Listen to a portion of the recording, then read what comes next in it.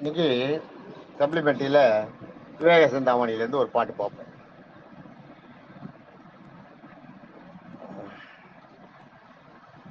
என்ன சொல்றாருன்னா, அதை பாருங்க, இது ஒரு நல்ல பாட்டு. இது குக்களை பிடித்து நாவி கூண்டில் அடைத்து வைத்து, குக்களை பிடித்து நாவி கூண்டில் அடைத்து வைத்து மிக்கதோ ஒரு மஞ்சள் பூசி மிகுமணம் செய்தாலும் தான் அக்குலம் வேறதாமோ அதனிடம் புனுகுண்டாகுமோ புனுகுண்டாமோ குக்களே குக்கள் அல்லால் குழந்தனில் பெரியதாமோ.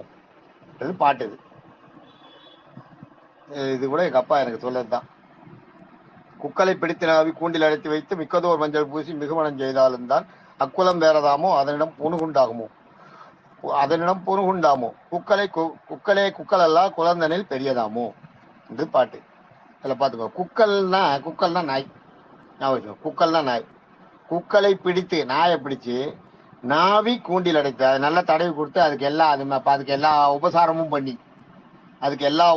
பண்ணி கூண்டில் அடைத்து வைத்து, ஒரு கூண்டில் போட்டு அடைச்சு வச்சு மிக்கதோர் மஞ்சள் பூசி, நீ கூண்டில் அடைக்காத வெளியில வச்சு மஞ்சள் எல்லாம் பூசினீங்கன்னா அது வேற எங்கேயாலும் மண்ணில் போய் விழுந்து பரண்டுரும், இல்லை ஏதோ குப்பை தொட்டில் போய் விழுந்துடும். அதனால அதெல்லாம் ஆயிடும். அதெல்லாம் ஆகாம மிக்கதோர் மஞ்சள் பூசி மிகுமணம் செய்தாலும் தான், அது நல்ல மணக்கிற மாதிரி அது மேல நல்ல மனங்களை எல்லாம் உண்டு பண்ணா கூட நான் அக்குலம் வேறதாமோ, அது நாயின்றதை விட்டு போகுமா? என்ன பண்ணுவோம், நாக்கால உடம்பெல்லாம் நெக்கி நீங்க பூசின அந்த நறுமண பொருளை எல்லாம் எடுத்துரும். மறுபடியும் அந்த நாயோட நாத்தம் தான் அடிக்கும் உடம்புல. அது உடம்புல எல்லாம் நெக்கி எடுத்துரும். அதால வேற ஸ்மெல்லு உடம்புல தங்க விடாது. அதான் அக்குலம் வேறதாமோ அதனிடம் புனுகுண்டாமோ. அதுகிட்ட இருந்து நீங்க இந்த திரவிய வாசன திரவியங்களை தடவிட்டே வந்தீங்கன்னா புனுகு உண்டாயிடுமா? புனுகுன்றது ஒரு பூனை இருக்கு. ஒரு பூனையோட அந்த கழுத்துல ஒரு இது மாதிரி இருக்கும், ஒரு கட்டி மாதிரி குடலுக்குள்ள. கழுத்துலன்னா கழுத்து கொஞ்சம் கீழே அந்த புனுகை எடுத்து, அது ரொம்ப பயங்கர வாசனையா இருக்கும். அது புனுகு பூனைன்னே பேர். அந்த பூனையை எடுத்து கொன்னுடுவாங்க.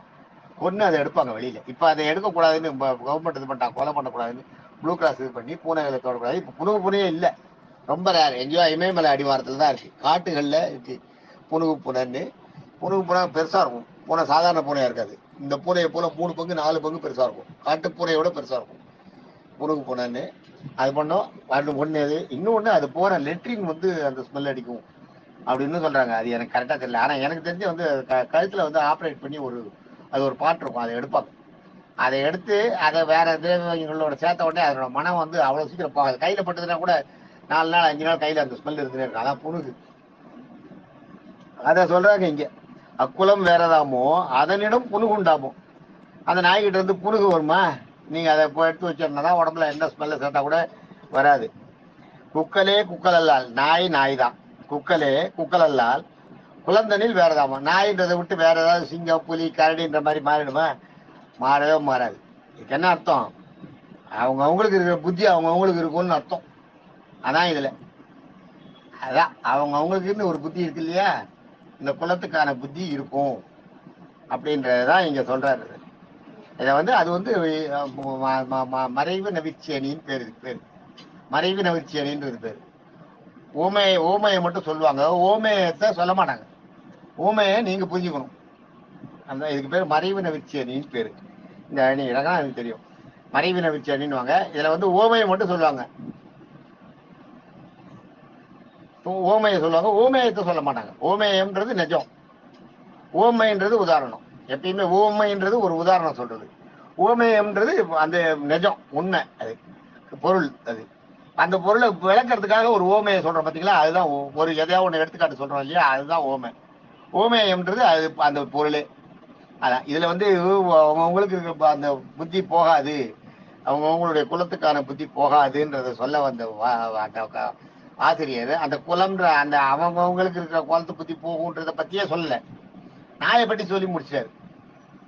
அதுல இருந்து நீங்க தெரிஞ்சுக்கணும். அதுதான் மறைவு நவிர்ச்சி அணின்னு பேரு. மறைவு நவிர்ச்சி அணி, அதுக்கு பேரு மறைவு நவிர்ச்சி அணி அப்படின்னு பேரு. குக்களை பிடித்து நாவி கூண்டில் அடைத்து வைத்து மிக்கதோர் மஞ்சள் பூசி மிகுமணம் செய்தாலும் தான் அக்குலம் வேறதாமோ அதனிடம் புனுகுண்டாமோ. குக்களே குக்கள் அல்லால் குழந்தனில் வேறதாமோ. நாயை பிடிச்சி கூண்டுக்குள்ள அடைச்சி வச்சு நல்லா மேல எல்லாம் சந்தனம் எல்லாம் போட்டு பூசி நல்லா கமகமகமா ஆக்கி அது வேற எங்கேயும் வெளியில போகாது. நீங்க தினம் நாயை கூண்டுல வச்சு அது மேல என்னதான் நீங்க வாசனை பூசினாலும் அந்த நாய்கிட்ட இருந்து புழுகு வாசனை வருமா? புழுகு அந்த நாயால புழுக உற்பத்தி பண்ண முடியுமா? முடியாது. சரி, புழுகு இல்லை, நாய் தான் சரி, இவ்வளவு வாசனை எல்லாம் சேர்ந்த புழுகு மாதிரி பூனையா மாறுவேன்? மாறாது. அதான் குக்கலே குக்கல் அல்லால் அக்குலம் வேறதாமோ, அது வேறவா மாறுமா? மாறாது. அதனிடம் புணுகுண்டாமோ, அது பூனையா மாதிரி புணுகு பூனையா மாதிரி புணுகு கொடுக்குமா அந்த நாய்? நீங்க என்ன வாசனை திரவியத்தை தடவினாலும். அதான் இங்க சொல்றாரு, குக்கலே குக்கல் அல்லால் நாய் நாய் தானே தவிர குளந்தனில் பெரியதாமோ. அந்த நாய் குளத்தை விட்டு அது வேற ஏதாவது பெரிய குளங்களுக்கு வர முடியுமா? பெரிய குளங்களுக்கோ சின்ன குளங்களுக்கோ மாற முடியுமா? முடியாது. அதான் அவனோட குணம், அவன் குளத்தோட குணம் அவன்கிட்ட வரும், ஒருத்தத்துக்கிட்டையும் வரும் அப்படின்றத சொல்றாரு. நல்லவங்களை சொல்லல, நல்லவங்களை சொல்லல, நல்ல தீய குணங்களையும் கெட்ட எண்ணங்களும் உணவுகளை அந்த அந்த குலத்தை பேச்சு அவர் சொல்ற. இது வந்து பௌத்த ரிஷிகள் சொன்னது இதெல்லாம். புத்த ரிஷிகள் அந்த காலத்துல ஜெயின மதம் வருது இல்லையா, அது ஜெயின மதத்து ரிஷிகள் சொன்னது. அதான் எங்க அப்பா இந்த பாட்டை அடிக்கடி சொல்லுவார். குக்கரை பிடித்து நாவி கூண்டில் அடைத்து வைத்து மிக்கதோர் மஞ்சள் பூசி மிகுவனம் செய்தால் அக்குலம் வேறதாமோ, அதனிடம் புணுகுண்டாமோ, குக்கலே குக்கல் எல்லாம் குழந்தையில் பெரியதாமோ அப்படிங்கிறதாக இந்த பாட்டு. ரொம்ப அருமையான பாட்டு. தேங்க்யூ.